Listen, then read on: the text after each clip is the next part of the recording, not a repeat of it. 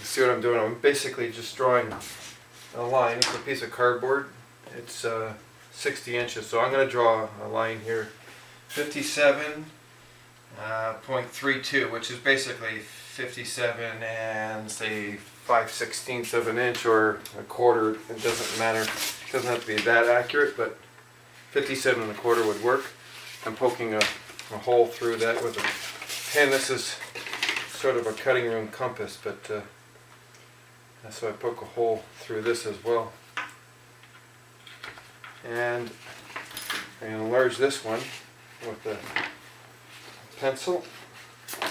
Get that through. And this time I'm going to put a marker through this one. And I want this on my table permanently because every once in a while I get a job that requires measuring a specific angle or whatever. So sometimes I don't have a protractor in the shop and one that's big enough for me to figure it out. So what I do is I measure, I take this thing here and I'm going to put a line, a permanent line, on my table. I usually do it in the crack of the table. I just put an X. And I'll knock that pin in that X right there.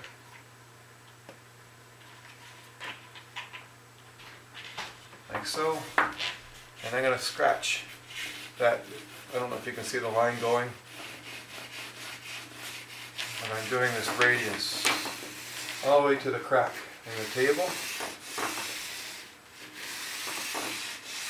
Now you can score this with a pin on the other side. Instead of using the marker here, you can score the line on your table. And the reason why I do this is this measurement of 57 and a quarter inches, basically it gives you a 1/4 of a circle, 90 degrees.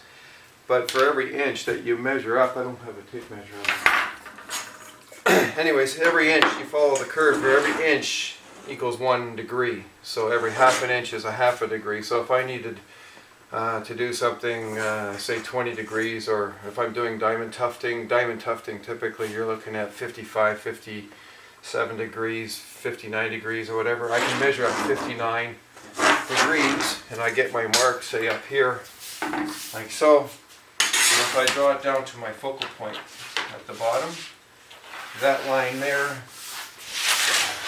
from the horizontal works out to 59 degrees or whatever this angle is. I didn't really measure it, but you get the idea. So this can stay permanently on your table, and it's a quick measurement and it's a very accurate one because you're measuring out in a distance of 57 inches. So it gives you a good angle to work off of instead of trying to take a small protractor and get a